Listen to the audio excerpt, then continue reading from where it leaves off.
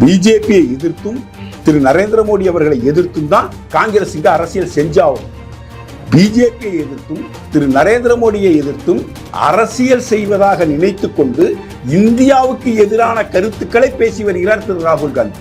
அங்க அமெரிக்காவுக்கு சொல்ல பேச்சு கேட்டுக்கிட்டு இன்னைக்கு பங்களாதேஷ்ல அமெரிக்கா செஞ்ச அட்டூழியத்தை போல நாளைக்கு இந்தியாவிலும் செய்ய முடியும், இந்தியாவிலும் செய்யலாம் அப்படி என்பதற்கான சாத்தியக்கூறுகளை ஆராய்ந்து இந்த 3 நாள் பயணமா அங்க பேருக்கு அந்த ராகுல் காந்தி அவர் என்ன டூல் கிட் கொடுத்து பேச சொல்றாரு ஜார்ஜ் சோரஸ், அதை பேசுறாரு பத்திரிகையாளர் சந்திப்பில். இங்க வந்தா சைனாவை போட்டி புகழ்றாரு. ராகுல் காந்தி இந்தியனா இருந்தா, ராகுல் காந்தி மனுஷனா இருந்தா, ராகுல் காந்தி கிட்ட துளி நேர்மை இருந்தால் அந்த ரகசிய ஒப்பந்தத்தை காங்கிரஸோட வெப்சைட்ல போட சொல்லுங்க. போடுவாங்களா? சைனாவோட வேலையில்லா திண்டாட்டமே இல்லையா பைத்தியம் சொல்றான் ராகுல் காந்தி. அப்ப சைனா போல இங்க ஒரு அரசாங்கத்தை நடத்தலாமா? நக்சல் தீவிரவாதி போல, பாகிஸ்தான் தீவிரவாதி போல அவர் இந்தியாவுக்கு எதிராக பேசிக் கொண்டிருக்கிறார். ஒரு காலிஸ்தான் தீவிரவாதி பேசுற வார்த்தைகளை அவர் பேசிட்டு இருக்கிறார். 5 வருஷம் டிஆர் பாலு நெடுஞ்சாலை அமைச்சரா இருக்காரு. கப்பல் போக்குவரத்து, நெடுஞ்சாலைத்துறை எல்லாத்துக்கும் சேர்த்து அமைச்சரா இருக்காரு. அடுத்த 5 ஆண்டுகள் வர்றப்ப நீ யாருக்கு அமைச்சர் கேட்டாலும் தர்றேன், நான் டிஆர் பாலுக்கு தரமாட்டேன்னு மன்மோகன் சிங்கே, பேசாத மன்மோகன் சிங்கே வாய் திறந்து சொல்றேன்.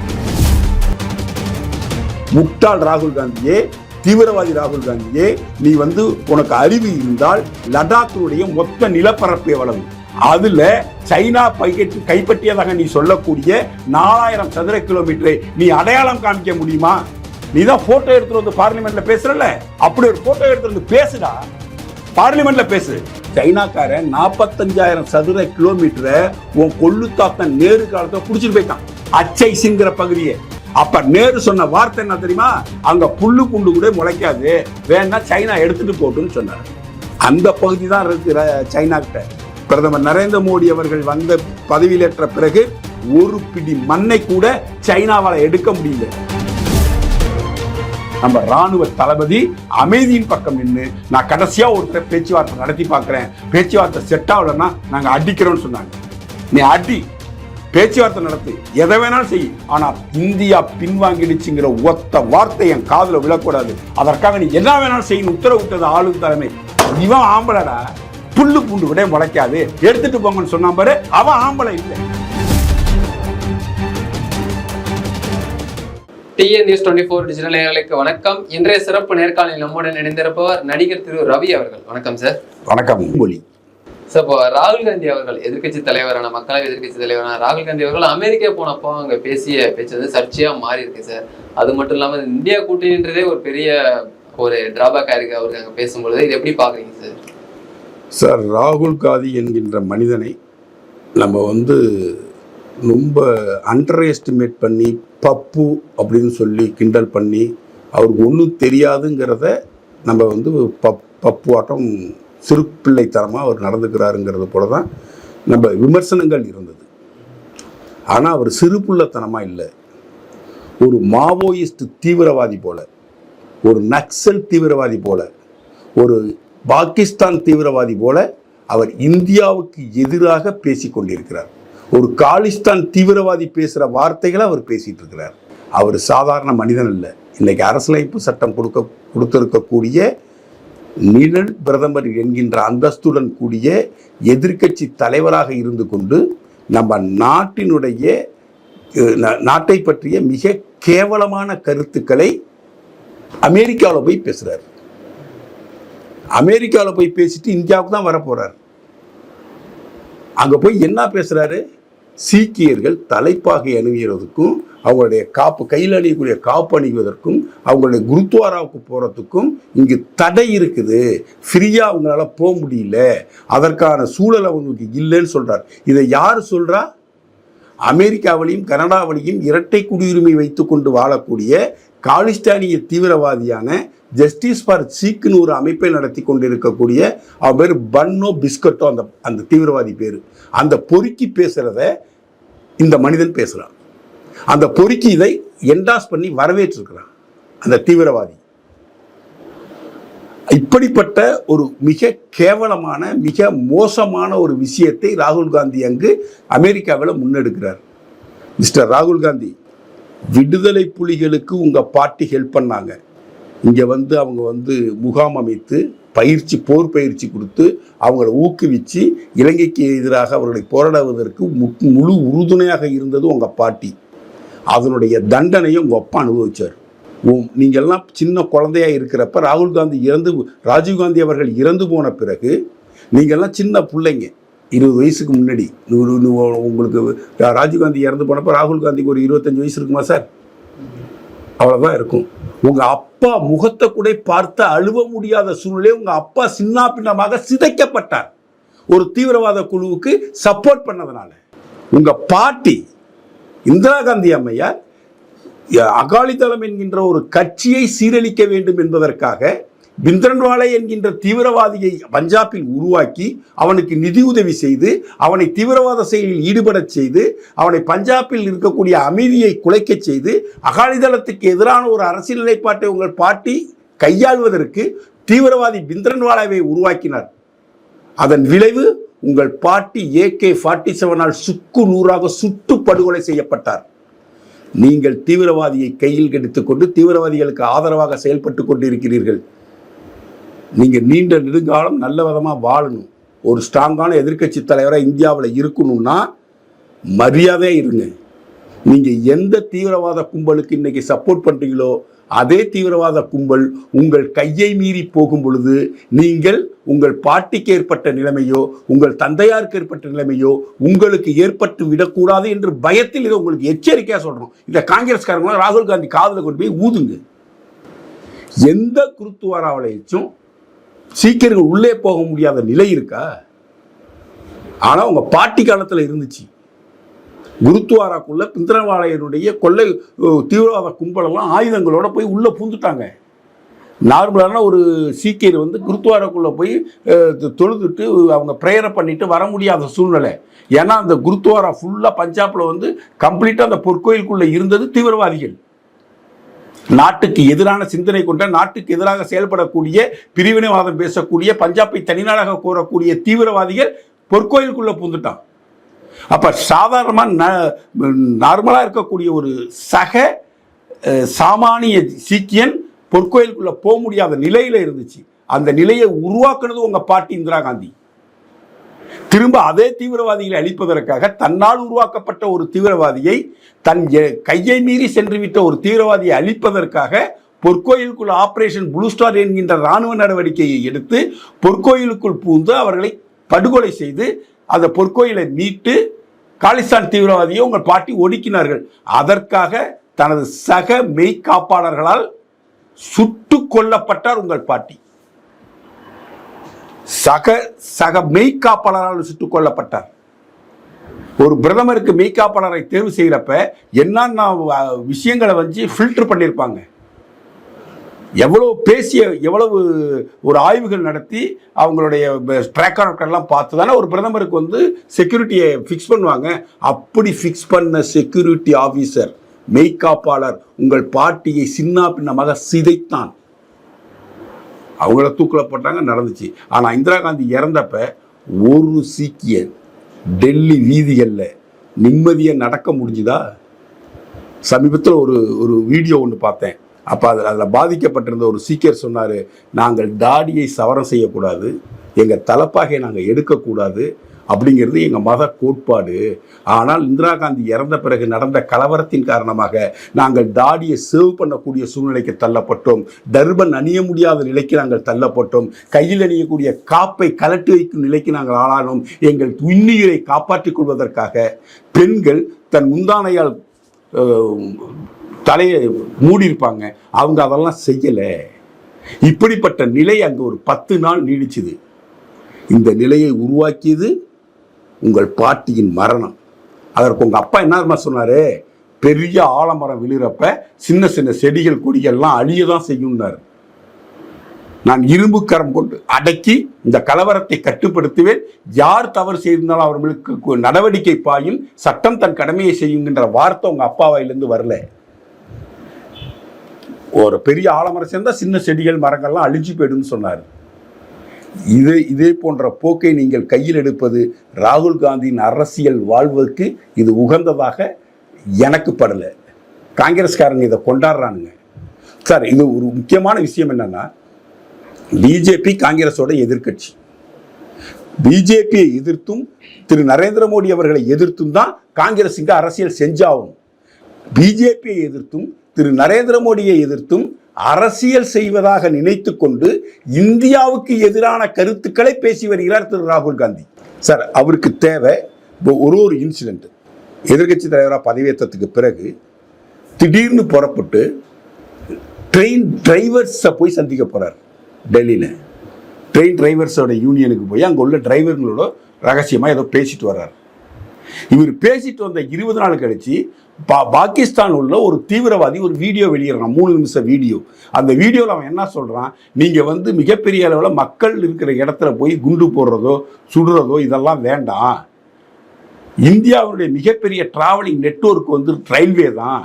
நம்ம இந்திய ரயில்வேவை சிதைத்து விட்டால் இந்திய பொருளாதாரத்தை சிதைத்து விடலாம். எனவே ரயில்வே ட்ராக் மேலே நீங்கள் வந்து குண்டுகளை போடுங்க, ரயில்வே ட்ராக்கை சிதைச்சிடுங்க, ரயில் விபத்துக்களை ஏற்படுத்துங்கள்னு ஒரு தீவிரவாதி அயோக்கிய ராஸ்கல் பாகிஸ்தான்லேருந்து 3 நிமிஷம் வீடியோ வெளியிட்டான். அந்த வீடியோ வெளியிட்ட பிறகு ஒரு இடத்துல ரயில்வே தண்டவாளத்தில் சிமெண்ட் ஸ்லாப்பை போட்டு வச்சுருந்தானுங்க. போன வாரத்தில் சிலிண்டரை போட்டு வச்சுருந்துருக்கானுங்க.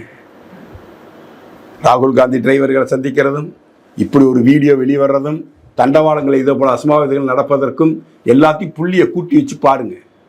திரு ராகுல் காந்தி அவர்களே, தீவிரவாதிகளுக்கு உதவி செய்யக்கூடிய எந்த அரசியல் தலைவரும் அதே தீவிரவாதிகளால் தான் கொல்லப்படுவார்கள், இல்லை அழிந்து போவார்கள். அமெரிக்காவினுடைய தூண்டுதலின் பேரில் அமெரிக்காவால் உருவாக்கப்பட்டவர் சதாம் ஹுசேன். ஆனால் அதே அமெரிக்காவில் அழித்தொழிக்கப்பட்டவர் சதாம் ஹுசேன். இப்படி நிறைய ரெக்கார்டு இருக்கு. அதாவது பிரதமர் நரேந்திர மோடியை பற்றி இப்போ சமீபத்தில் ஒரு கருத்து நிலவுது. ரஷ்யாவுக்கும் போனார், உக்ரைனுக்கும் போகிறாரு. ரஷ்யாவும் உக்ரைனும் உக்கிரமாக சண்டை போட்டுட்டு இருக்க, சண்டை ஆரம்பித்த 20 நாளில் 2 நாட்டுக்கிட்டையும் பேசி போரை நிறுத்தி அங்கே உள்ள உக்ரைனில் படிக்கக்கூடிய இந்திய மாணவர்களை பத்திரமா மீட்டு கொண்டு இந்தியாவில் விட்டார். இப்போ ரஷ்யாவுக்கு போகிறாரு, ஒரு 30 நாள் கேப்பில் திரும்ப உக்ரைனுக்கு போகிறாரு, 2 அதிபர்களையும் சந்திச்சுட்டு வர்றாரு. அப்போ சொல்கிறாரு, நாங்கள் வந்து ரஷ்யாவுக்கு ஆதரவான நிலைப்பாடை எடுக்கவில்லை, உக்ரைனுக்கு ஆதரவான நிலைப்பாடை எடுக்கவில்லை, நாங்கள் நடுநிலை வகிக்கவில்லை, நாங்கள் அமைதியின் பக்கம் நிற்கிறோம்னு சொல்கிறார். அமெரிக்காவை நட்பு நாடாக இருந்தால் ரஷ்யாவை பகச்சிக்கணும், ரஷ்யாவுக்கு நட்பு நாடாக இருந்தால் அமெரிக்காவை பகச்சிக்கணும், அமெரிக்காவோட உறவு வைத்துக் கொள்ளாடுவது. இப்படி தான் காங்கிரஸினுடைய வெளியுறவு கொள்கை இத்தனை ஆண்டு காலமாக கடைபிடிக்கப்பட்டு வந்தது. ஆனால் திரு நரேந்திர மோடி அவர்கள் எனக்கு ரஷ்யாவும் நண்பன், அமெரிக்காவும் நண்பன், யூரோப் கண்ட்ரிஸும் நண்பன், நான் எல்லாத்தையும் என் நாட்டு மக்களுக்காகவும் என் நாட்டு நலனுக்காகவும் நான் அனைவரிடம் நட்பாக இருப்பேன், வெளிப்படையாக பேசினார். இதுதான் இது பிஜேபி அரசினுடைய வெளியுறவு கொள்கை. என் நாட்டுக்காகவும் என் நாட்டு மக்களுக்காகவும் எது நன்மை பயக்குமோ அவரோடு உறவுடன் இருப்பேன். நான் ரஷ்யாவோட உறவோடு இருப்பதன் காரணமாக நான் அமெரிக்காவின் சண்டை போட மாட்டேன், அமெரிக்காவை ஒதுக்க மாட்டேன். நான் அமெரிக்காவோட நட்புடன் இருப்பதனால் நான் ரஷ்யாவை வெறுத்து ஒதுக்க மாட்டேன். நான் ரஷ்யாவோட நட்புடன் இருப்பதனால் நான் வந்து உக்ரைனை வெறுத்து ஒதுக்க மாட்டேன். இதுதான் இந்தியாவின் மிகச்சிறந்த ஆகச்சிறந்த இந்திய மக்களுக்கும் இந்தியாவிற்குமான மிகச்சிறந்த அயலுறவு கொள்கையாக கடந்த 10 ஆண்டுகளாக திரு நரேந்திர மோடி அவர்கள் கடைபிடித்து வருகிறார். ராகுல் காந்தி என்ன பண்றாரு, அதே பாலிசியை தான் எடுக்கிறார்.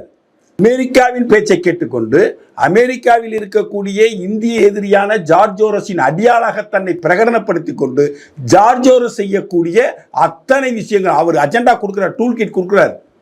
அந்த டூல் கிட்டை இந்தியாவிலும் செயல்படுத்துகிறார், இந்தியாவுக்கு வெளியிலும் போய் பேசுறார். ஜார்ஜ் சோரோஸ் என்ன தனிப்பட்ட நபரா? அவர் அமெரிக்க அரசாங்கத்தினுடைய கைக்கூலி. அமெரிக்க அரசாங்கம் என்ன சொல்லுதோ அதுக்கு ஃபண்ட் பண்ற வேலையை தான் இந்த ஜார்ஜ் சோரோஸ் பண்றான். ஜார்ஜ் சோரோஸ் உலக அளவில் பண்ற விஷயங்கள் அத்தனையும் அந்தந்த நாடுகளுக்கு எதிரான விஷயம். அப்ப அவன் மேல இந்த நடவடிக்கை பாயாம அவனை கட்டி பாதுகாக்குது அமெரிக்க அரசாங்கம். ஏன்? அமெரிக்காவினுடைய உளவுத்துறை சொல்வதை செய்யக்கூடிய ஒரு நபரானவன் இந்த ஜார்ஜ் சோரோஸ் என்கின்ற கிழட்டு அயோக்கியன். இந்த அயோக்கியனுடைய கைப்பாவையாக இந்தியாவின் அடியாளாக செயல்படக்கூடியவன் ராகுல் காந்தி. அங்க அமெரிக்காவுக்கு சொல்ல பேச்சை கேட்டுக்கிட்டு இன்னைக்கு பங்களாதேஷில் அமெரிக்கா செஞ்ச அட்டூழியத்தை போல நாளைக்கு இந்தியாவிலும் செய்ய முடியும், இந்தியாவிலும் செய்யலாம் அப்படி என்பதற்கான சாத்தியக்கூறுகளை ஆராயறதுக்கு இந்த 3 நாள் பயணமாக அங்க பேருக்கு அந்த ராகுல் காந்தி. அவர் என்ன டூல் கிட் கொடுத்து பேச சொல்றாரு ஜார்ஜ் சோரோஸ், அதை பேசுறாரு பத்திரிகையாளர் சந்திப்பில். இங்க வந்தா சைனாவை போற்றி புகழ்றாரு. அதே அமெரிக்கா மண்ணில் உட்காந்துக்கிட்டே சைனாவையும் போற்றி புகழ்றாரு. ஸோ சைனாவும் அமெரிக்காவும் எதிரெதிர் நாடுகள். சைனாவுக்கு எதிரி அமெரிக்கா, அமெரிக்காவுக்கு எதிரி சைனா. நான் சைனாவையும் போற்றி அரவணைச்சிப்பேன், அமெரிக்காவையும் அரவணைச்சிப்பேன். ஏன்னா எனக்கு இந்தியாவை அழிக்கணும். நரேந்திர மோடி நான் ரஷ்யாவையும் ஆதரிப்பேன், அமெரிக்காவை ஆதரிப்பேன், என் நாட்டு நலனுக்காக ஆதரிப்பேன்றார். நாட்டை சீரழிப்பதற்காக நான் சைனாவையும் ஆதரிப்பேன், அமெரிக்காவையும் ஆதரிப்பேன், அமெரிக்கா சொல்றதையும் செய்வேன், சைனா சொல்றதையும் செய்வேன் செஞ்சுட்டு இருக்காரு திரு ராகுல் காந்தி. சைனாவோட போய் ரகசிய ஒப்பந்தம் போட்டு வந்தாலும் இந்த ராகுல் காந்தி ஒலிம்பிக் போட்டியை துவக்க நிலைக்கு போன ராகுல் காந்தி அன்றைய இந்திய தேசிய காங்கிரசினுடைய தலைவராக இருந்த ராகுல் காந்தி சைனா கம்யூனிஸ்ட் கட்சியினுடைய தலைவரும் இணைந்து 2 பேரும் ஒரு ஒப்பந்தம் போட்டீங்கல்ல. ஆம்பளையா இருந்தா ராகுல் காந்தி, ஆம்பளையா இருந்தா ராகுல் காந்தி, இந்தியனா இருந்தா ராகுல் காந்தி, மனுஷனா இருந்தா ராகுல் காந்தி கிட்ட துளி நேர்மை இருந்தால் அந்த ரகசிய ஒப்பந்தத்தை காங்கிரஸோட வெப்சைட்ல போட சொல்லுங்க. இல்ல இத்தாலி இல்ல, நான் இத்தாலி பிரஜை இல்லை, நான் இந்திய பிரஜை தான் அப்படின்னு சோனியா காந்தி உண்மையை ஒத்துக்கிட்டாங்கன்னா, அது உண்மையா இருந்தா நான் இந்திய பிரஜை தான், நான் இத்தாலிக்காரி இல்லை, நான் ராஜீவ் காந்தியோட பொண்டாட்டி, இந்திரா காந்தியோட மருமவ அப்படி என்பதை சோனியா காந்தி நம்புனா, ஒரு இந்தியரா மனநிலையோட சோனியா காந்தி இருந்தா அந்த ரகசிய ஒப்பந்தத்தை காங்கிரஸோட வெப்சைட்ல போட சொல்லுங்க சார். போடுவாங்களா? சைனாவில் வேலையில்லா திண்டாட்டமே இல்லையா பைத்தியம் சொல்றான் ராகுல் காந்தி. அப்ப சைனா போல இங்க ஒரு அரசாங்கத்தை நடத்தலாமா? இன்னைக்கு சீக்கியர்கள் தலைப்பாக நம்ப முடியாத சூழ்நிலை இருக்குன்னு ஒரு இந்தியனான நீனும் உன்னால போய் பேச முடியுது. விவசாயிகளின் நலனை காக்க, விவசாயிகளின் வருமானத்தை இரட்டிப்பாக்க, விவசாயிகள் தான் விளைவித்த பொருளுக்கு தானே விலை நிர்ணயிக்கக்கூடிய சூழ்நிலையை உருவாக்குவதற்காக புதிய விவசாய வேளாண் சட்டங்கள் நிறைவேற்றப்பட்டன. உன்னுடைய தூண்டுதலாலும் அரவிந்த் கெஜ்ரிவால் போன்ற மோசமான அரசியல்வாதிகளின் தூண்டுதலாகவும் காலிஸ்தான் தீவிரவாதிகளை கொண்டு நீங்கள் நடத்திய விவசாய போராட்டம் 1 வருஷம் இங்க நடந்துச்சு. அந்த 1 வருஷத்துல மத்திய அரசாங்கமோ அந்த சம்பந்தப்பட்ட மாநில அரசாங்கமோ உங்கள் மீது எந்த விதமான அத்துமீறல்கள் நடக்கல. இங்க 100 நாள் தமிழ்நாட்டில் போராட்டம் நடந்தா விவசாயிகள் மேல குண்டாஸ் போடுறான். எதுவும் செய்யல. நீங்க சுதந்திர தினத்தையே சீர்குலைக்கிறதுக்கான முயற்சியை பண்ணீங்க உங்க போராட்டக்காரர்களை வைத்து. ஆனா அது அனைத்தையும் வேடிக்கை பார்க்கல, அமைதியா அணுகுனிச்சு மத்திய அரசாங்கம். ஆனால் நீங்க சீக்கியர்கள் தலைப்பாக அணிய முடியலன்னு பேசுறீங்கல்ல, இதே போன்ற ஒரு கருத்தை சைனாவை சேர்ந்த ஒரு அரசியல்வாதியோ ஒரு சாமானிய மனிதனோ அமெரிக்காவிலோ மற்ற நாடுகளுக்கோ சென்று எங்கள் நாட்டில் உயிர்ச்சூரியின முஸ்லிம்கள் படுகொலை செய்யப்படுகிறார்கள், அவர்கள் தொழுகை நடத்த மசூதி கூட வைத்துக் கொள்ளக்கூடாது என்று மசூதிகளை இடித்து அந்த இடத்தில் பொது கழிவறைகளை சீன அரசாங்கம் கட்டி கொண்டிருக்கிறது அப்படின்னு ஒரு சைனாக்காரன் வேற ஏதாச்சும் ஒரு நாட்டில் போய் பேசிட முடியுமா? பேசிட்டு அவன் திரும்ப சைனாவுக்கு வந்துட முடியுமா? சைனாவில் வந்து உயிரோட இருந்துட முடியுமா? அலிபாபான்னு ஒரு நிறுவனம், மிகப்பெரிய நிறுவனம், சைன நிறுவனம், அதோட முதலாளி காணா போயிட்டார் சார். 2 வருஷம் ஆச்சு. சைனாவுடைய பொருளாதாரத்தில் மிகப்பெரிய பேக்போனா விளங்கிய அலிபாபா நிறுவனத்தினுடைய முதலாளியே 2 வருஷமா காணும். சைனாவில் காணா போயிட்டாரு. இன்னைக்கு இந்த இடத்துல இந்த ரோடு போடணும் அப்படின்னு முடிவு பண்ணுது சைனா அரசாங்கம். ரோடை போட்டுருவாங்க சார். அதுக்கு 40 நாள் கெடு வச்சு 40 நாள் இந்த ரோட்டை போட்டோம்னா 40 நாள் ரோட்டை போட்டு முடிச்சிருவான். எவனும் கேள்வி கேட்க முடியாது. இங்க சேலம் சென்னை சேலம் 8 வழிச்சாலை போடணும்னா அன்னைக்கு எதிர்கட்சியா இருந்த திமுக சமூக ஆர்வலர்கள் என்ற பெயரில் இயங்கக்கூடிய சமூக விரோதிகளை தூண்டிவிட்டு இது விவசாயிகளுக்கு எதிரான விஷயம் சொல்லி அந்த சாலையை போட விடாம தடுக்க முடியும். இங்க கன்னியாகுமரி மாவட்டத்தில் ஒரு இணையம் துறைமுகத்தை கொண்டு வரணும்னு சொன்னா இங்க உள்ள கிறிஸ்துவ மிஷினரிகள் இணைந்து கொண்டு அதை தடுத்து நிறுத்த முடியும். சைனாவில் முடியுமா? சைனாவில் புத்தத்தை கடைபிடிக்கக்கூடிய ஒருத்தம் கூட இதை செஞ்சிட முடியுமா? ஒரு நலத்திட்டத்தை அரசாங்கம் அறிவிச்சு அதை போய் தடுத்து நிப்பாட்டிட முடியுமா? இங்க தடுத்து நிறுத்தப்படுது. பிஜேபி தலைவராக இருந்து பிஜேபி இணையமைச்சராக பணியாற்றிய பொன் ராதாகிருஷ்ணன் மிகப்பெரிய அளவில் பிரஷரை கொடுத்து திட்டத்தை வாங்கிட்டு வந்தா இங்க உள்ள கிறிஸ்துவ மிஷினரிகள் சேர்ந்து கொண்டு அந்த இணைய துறைமுகம் வரவே கூடாதுன்னு தடுத்து நிப்பாட்டி இருக்கிறாங்க. ஸ்டெர்லைட்டுங்கிற ஒரு ஆலை இங்கே செயல்படுது. இங்கே மிகப்பெரிய அளவில் தாமிரத்தை உற்பத்தி செய்ய நம்ம நாட்டினுடைய தேவைகள் போக கிட்டத்தட்ட 60% மேல் உள்ள தாமிரத்தை ஏற்றுமதி செய்யக்கூடிய நாடாக நம்மை உருவாக்கியது ஸ்டெர்லைட் ஆலை. 10 கைவாளி பசங்களும் 10 பாதிரியார்களும் சேர்ந்துக்கிட்டு அந்த ஸ்டெர்லைட் ஆலைக்கு எதிராக போராட்டத்தை தூண்டிவிட்டு இங்கே அந்த ஒரு ஆலையவே மூட வைக்கிறான். செய்ய முடியுமா சைனாவில்? மிஸ்டர் ராகுல் காந்தி செய்ய முடியுமா சைனாவில் இதை போய்? இதே போல தான் நீங்கள் இந்தியா இருக்கணும்னு ஆசைப்படுறீங்களா? நீங்கள் நாளைக்கு ஆட்சிக்கு வந்தால் இப்படிப்பட்ட ஒரு நிர்வாகத்தை தான் இங்கே தரப்போறீங்களா? சைனாவில் வேலையில்லா திண்டாட்டம் இருக்கா இல்லையான்னு வெளி உலகத்துக்கு தெரியாது. அங்கே என்ன உள்ளுக்குள்ள நடக்குது, அந்த நாட்டுக்குள்ள நடக்குதுங்கிற விஷயமே எதுவுமே வெளியே வராது. எதுவும் வெளியே வராது. அப்படிதானே ஒரு அந்த ஃபேஸ்புக் கிடையாது, ட்விட்டர் கிடையாது, யூடியூப் கிடையாது. அவன் நாட்டுக்குன்னு இதெல்லாம் தனியாக உருவாக்கி வச்சிருக்கிறான். பொது வெளியில வந்து அவங்க பேச முடியாது. சர்வாதிகார நாட்டையும் ஜனநாயக நாட்டையும் கம்பேர் பண்ணி வேலையில்லா திண்டாட்டத்தை பற்றி இந்த பைத்தியங்குழி தீவிரவாதி ராகுல் காந்தி பேசுறான்னா அவனுக்கு அடிப்படை அறிவு இருக்கான்னு எனக்கு சந்தேகமா இருக்கு. அடிப்படை அறிவு இருந்தாலும் கூட வேண்டுமென்றே சைனாவை உயர்த்தி பிடித்து இங்கு இந்தியாவில் வந்து இந்தியாவை சிறுமைப்படுத்த வேண்டும் என்று ஒரு பேச்சு பேசியிருக்காங்க ராகுல் காந்தி. அப்புறம் இந்தியா வளர்ச்சி அடையவே இல்லை, பொருளாதாரத்தை பின்தங்கி இருக்கு, வேலையில்லா திண்டாட்டம் அதிகரிச்சிருக்கு. ராகுல் காந்தி போய் கொண்டு பேசுகிறான் இல்லையா? அதை எங்காரா பேசணும்? நீனு எங்கே பேசணும்? இந்திய பாராளுமன்றத்தில் பேசணும், டேட்டாவோட பேசணும், டேட்டாவோட பேசணும். இன்னைக்கு டேட்டாவோட பேசுறதுக்கான மிகப்பெரிய வாய்ப்பு ராகுல் காந்திக்கு இருக்கு. 2004 முதல் 2014 வரை காங்கிரஸ் தலைமையிலான ஆட்சி, 2014 முதல் 2024 வரை மோடி தலைமையிலான பாரதிய ஜனதா கட்சியின் ஆட்சி. நாங்க 10 வருஷத்துல இவ்வளவு சாலை கட்டமைப்புகளை செய்தோம், பிஜேபி செய்யல. நாங்க இவ்வளவு பெரிய ரயில்வே திட்டங்களை எல்லாம் இந்த 10 வருஷத்துல செஞ்சோம், பிஜேபி அரசு செய்யல. நாங்க இவ்வளவு பெரிய விமான கட்டமைப்புகளை செஞ்சோம், பிஜேபி அரசு செய்யல. நாங்க இவ்வளவு பெரிய வேலை வாய்ப்புகளை உருவாக்கணும், பிஜேபி அரசு செய்யலன்னு கம்பேர் பண்ணி நீ டேட்டாவோட பேசுறதுக்கு உனக்கு தகுதி இருக்கா? காங்கிரஸ் கட்சிக்காரன் எவனுக்காட்சி தகுதி இருக்கா? அவங்க 10 ஆண்டு ஆட்சி காலம், மோடியின் 10 ஆண்டு ஆட்சி காலத்தை கம்பேர் பண்ணி இதெல்லாம் நாங்க நடத்தணும், இதெல்லாம் நீங்க நடத்தலன்னு சொல்ல முடியுமா? அந்த 10 ஆண்டு ஆட்சி காலத்துல ஆதர்ஷ் குடியிருப்பு ஊழல், அகஸ்டா விமான கொள்முதல்ல ஊழல், 2G ஸ்பெக்ட்ரம் ஊழல், நிலக்கரி சுரங்க ஒதுக்கீட்டுல ஊழல், விண்வெளித்துறையில ஊழல், இப்படி நூற்றுக்கணக்கான ஊழல்களை செய்தீங்க. இன்னைக்கு 10 ஆண்டு ஆட்சி காலத்தில் திரு நரேந்திர மோடி அவர்களை நோக்கி ஒரு ஊழல் குற்றச்சாட்டை உங்களால் சொல்ல முடியுமா? நரேந்திர மோடி அவர்களின் அமைச்சரவையில் 70 அமைச்சர்கள் இருக்காங்க. நரேந்திர மோடி மட்டும் உத்தமனாகவும் சத்தியனாகவும் நேர்மையாளனாகவும் ஊழலற்றவனாகவும் இருக்கல, 70 அமைச்சர்களையும் அப்படியே வச்சிருக்காரு. 70 அமைச்சர்களும் 10 ஆண்டு காலமாக இருக்காங்க. 10 ஆண்டு காலத்தில் ஒரு ஊழல் குற்றச்சாட்டை ஒரு மந்திரியை நோக்கி உங்களால் குற்றம் சாட்டி சொல்ல முடிஞ்சுதா? ஒரு எம்பியை நோக்கி உங்களை குற்றச்சாட்டு சொல்ல முடிஞ்சுதா? ஏதாவது ஒரு விஷயம் சொல்ல முடியுதா உங்களால? ஆனா உங்களை நோக்கி குற்றச்சாட்டு வந்துச்சு. ஜெயந்தி மாடல்னு ஒன்று சொன்னாங்க, அதை கூட்டணி கட்சிகளை விமர்சனம் செஞ்சது.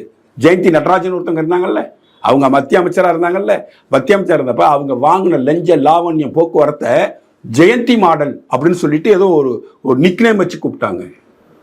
5 வருஷம் டிஆர் பாலு நெடுஞ்சாலை அமைச்சராக இருக்காரு, கப்பல் போக்குவரத்து நெடுஞ்சாலைத்துறை எல்லாத்துக்கும் சேர்த்து அமைச்சராக இருக்காரு.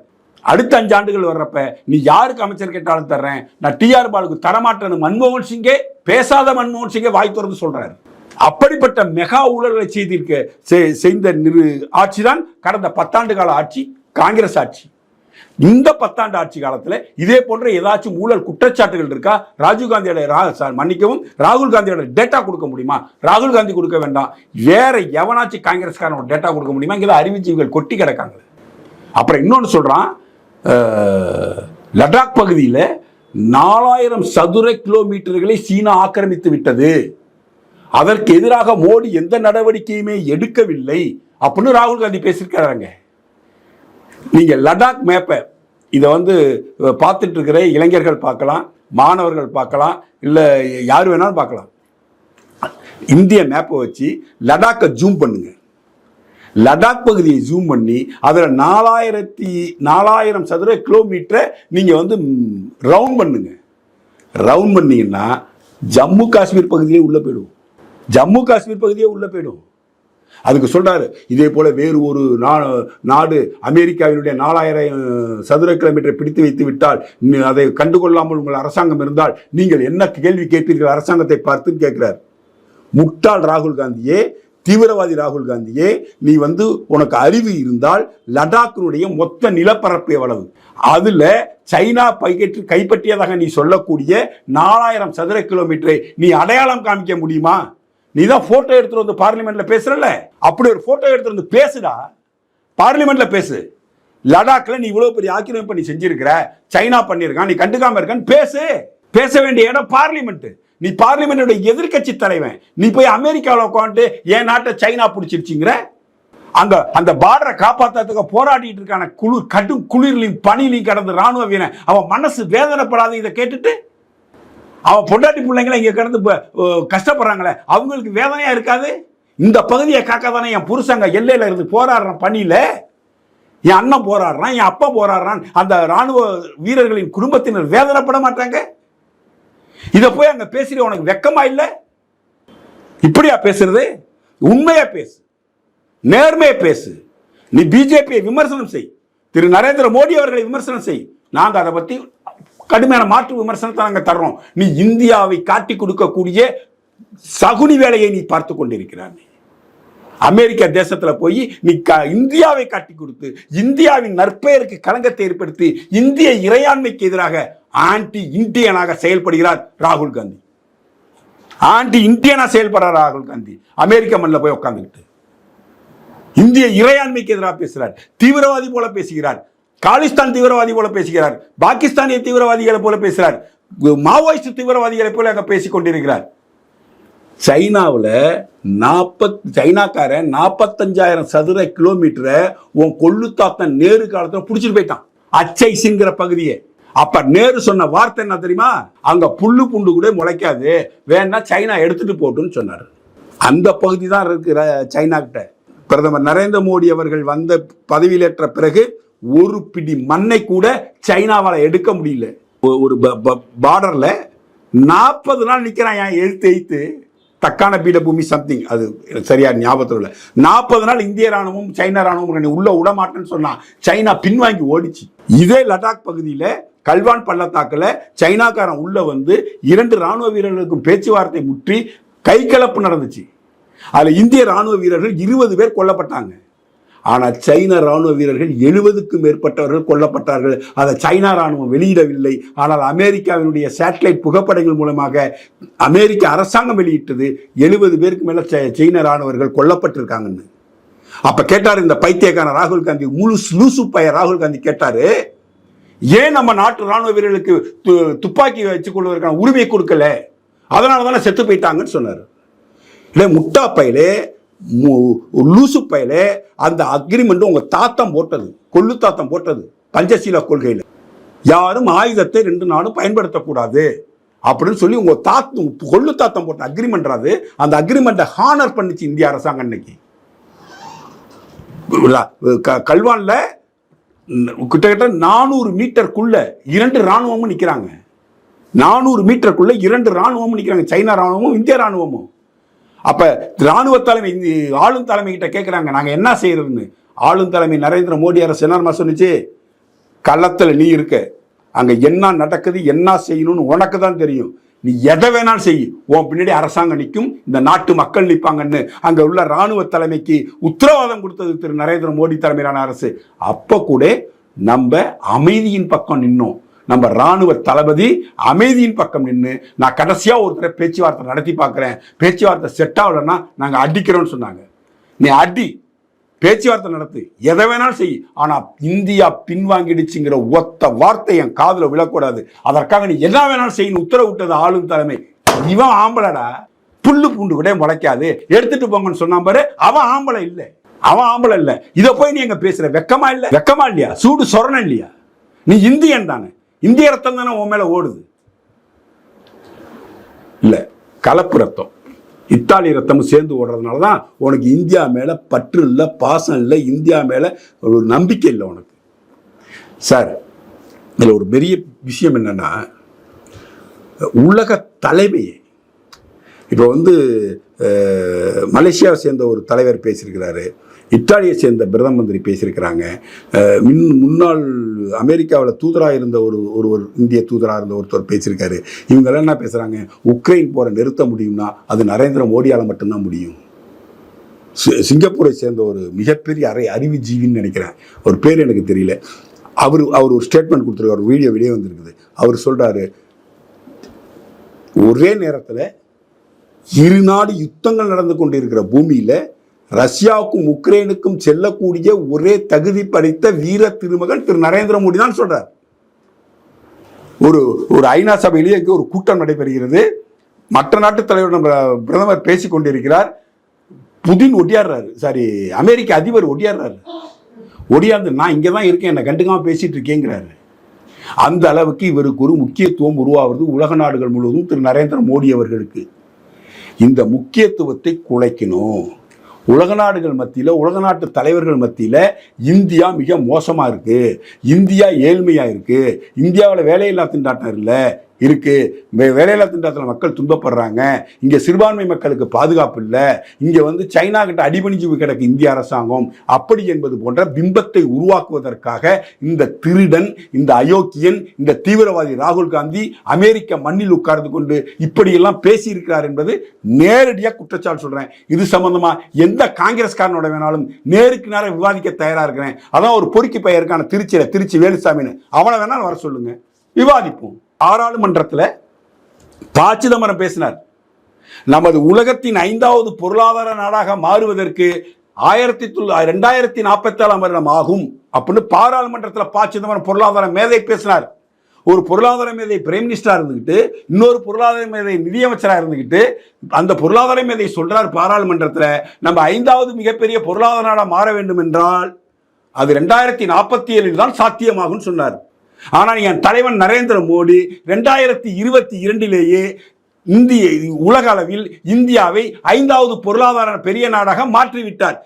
கிட்டத்தட்ட 22 வருஷம் முன்னோக்கி போயிட்டு இருக்கோம். நாங்கள் உன்னுடைய நிதியமைச்சர், நீ உங்க எம்பியா இருந்தவன், உங்கள்கிட்ட நிதியமைச்சராக இருந்த ஒரு மனிதன், அவர் சொன்னாரு 2047 தான் 5வது பெரிய பொருளாதார நாடாக மாறணும். என் தலைவன் 2022 இந்த நாட்டை, இந்த தேசத்தை 5வது மிகப்பெரிய பொருளாதார நாடாக மாற்றி காட்டினார். அப்ப எத்தனை வருஷம்? 22 வருஷம் முன்னோக்கி பாய்ந்து கொண்டு போய்கின்றிருக்கிறது திரு நரேந்திர மோடி தலைமையிலான அரசு. ராணுவ மந்திரி ஏகே அந்தனி என்ன சொன்னா, நாங்க பார்டரெல்லாம் சரி பண்ணாம வச்சிருக்கிறதே ஒரு ஸ்ட்ராட்டஜி, சைனா பார்டரை நாங்கள் எதுவுமே டெவலப் பண்ணாமல் வச்சிருக்கிறது ஒரு ஸ்ட்ராட்டஜி, நம்ம அதை டெவலப் பண்ணிட்டோன்னா சைனாக்காரன் நம்மளை அடிச்சு போடுவான். பார்லிமெண்ட்ல பேசியிருக்காரு ஏகே ஆண்டனி, பாதுகாப்புத்துறை அமைச்சர்.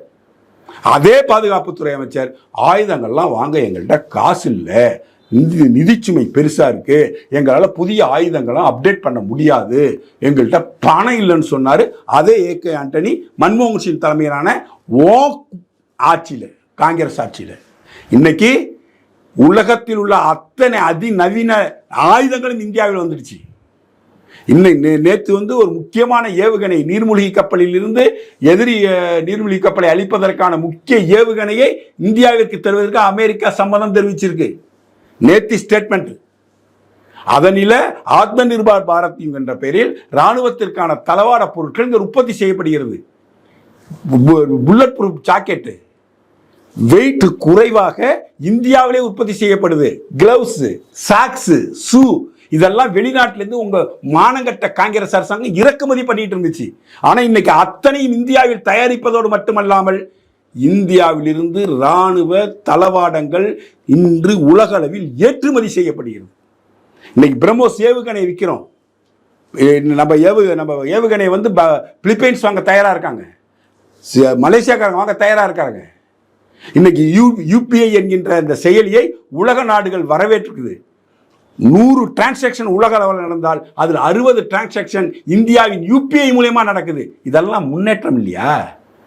மண்டப்பயலே, மரப்பயலே, இதெல்லாம் முன்னேற்றம் இல்லையா? ராகுல் காந்தி, நீ பைத்தியமா? நீ பைத்தியம் இல்லை, நீ பப்புவா? நீ பப்பு இல்லை, நீ தீவிரவாதி. ராகுல் காந்தி ஒரு தீவிரவாதி என்று நான் குற்றம் சாட்டுகிறேன் சார். தொடர்ந்து பேசுவோம். பல்வேறு தகவலை கொடுத்தமைக்கு நன்றி சார். நன்றி, வணக்கம், ஜெயஹிந்த்.